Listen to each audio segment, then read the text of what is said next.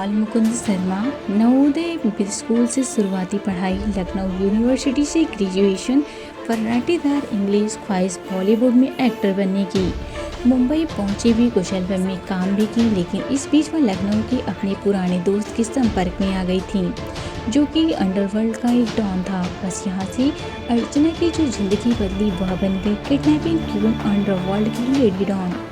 Police की report के मुताबिक अर्चना एक मिडिल क्लास फैमिली से ताल्लुक रखती हैं। लखनऊ में ग्रेजुएशन करने के दौरान वह डॉन बबलू श्रीवास्तव के संपर्क में आ गई थी। दौर था 1990 की शुरुआत का, जब बबलू की तूती बोलती थी। ऐसा कहा जाता है कि मुंबई में 3 साल स्ट्रगल के दौरान जब फिल्म इंडस्ट्री में वह जगह नहीं बना पाई तो दुबई चली गई।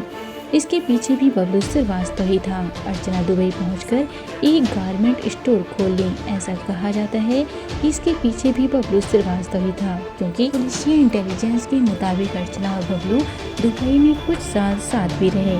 इसी दौरान अर्चना की मुलाकात अंडरवर्ल्ड से जुड़े गोवा और फैजल से हो गई। लेकिन इसी भी साल 1995 में इंटरपोल ने बबलू श्रीवास्तव को सिंगापुर से गिरफ्तार कर लिया। उसका प्रत्यावर्तन करके भारत ले जाया गया। इसके बाद अर्चना भी भारत लौट आई और वह गैंग का सारा काम देखने लगी। बबलू की गिरफ्तारी के बाद फैजल उसकी गैंग को लीड करने लगा और अर्चना उसके संपर्क में रही। किडनैपिंग, ब्लैकमेल और धन उगाही का नाम साल 1997 में पहली बार आया। दिल्ली पुलिस ने उसे मर्डर के केस में गिरफ्तार कर लिया, लेकिन अर्चना बेल पाने में कामयाब रही। इसके बाद वह पुणे से कहीं गायब हो गई। इस दौरान पुणे में लादगत मर्डर में उसका नाम सामने आया। लादगत मर्डर के बाद अर्चना को पुलिस ने दिसंबर 1998 में कोलकाता में ट्रैक किया। उसका अगला टारगेट राजू पूनावानी था, जो कि होटल मालिक था।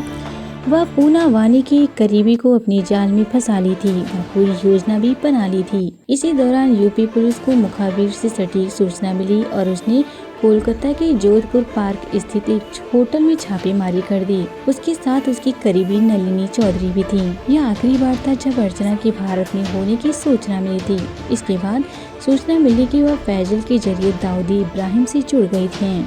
सागर पुणे में ही एक पेट्रोल पंप का मालिक था। कोरेगांव पार्क के पास उसका घर और सोमवार पेट में पेट्रोल पंप। 22 मई 1998 की रात को फजल उर रहमान गैंग ने उसकी कार को क्वींस गार्डन के पास से इंटरसेप्ट किया और उसे कोंधावा लेकर पहुंचे। वहां उसकी हत्या कर दी गई और छत शव को कार में छोड़कर हत्यारे फरार हो गए।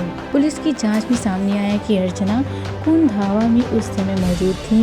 वह इस पूरे घटनाक्रम की मास्टरमाइंड थी। उसने बिहार से कुछ अपराधियों को बुलवाकर घटना को अंजाम दिया था। इस घटना में भी इरफान, गोगा और फैजल का नाम सामने आया था। जांच में ये भी सामने आया कि फोन और 2 बाइक के साथ गैंग के सदस्यों ने सागर की 34 दिन तक की रेकी की थी। बाद में अर्चना भारत छोड़कर फरार हो गई। साल 2010 में अर्चना की नेपाल में मौत की सूचना मिली। बताया जाता है कि इंटरनेशनल ड्रग कार्टेल से एक ट्रक कंसाइनमेंट के बाद उसकी दुश्मनी हो गई थी। इसके बाद सूचना मिली कि इसी दुश्मनी में उसकी नेपाल में हत्या कर दी गई है।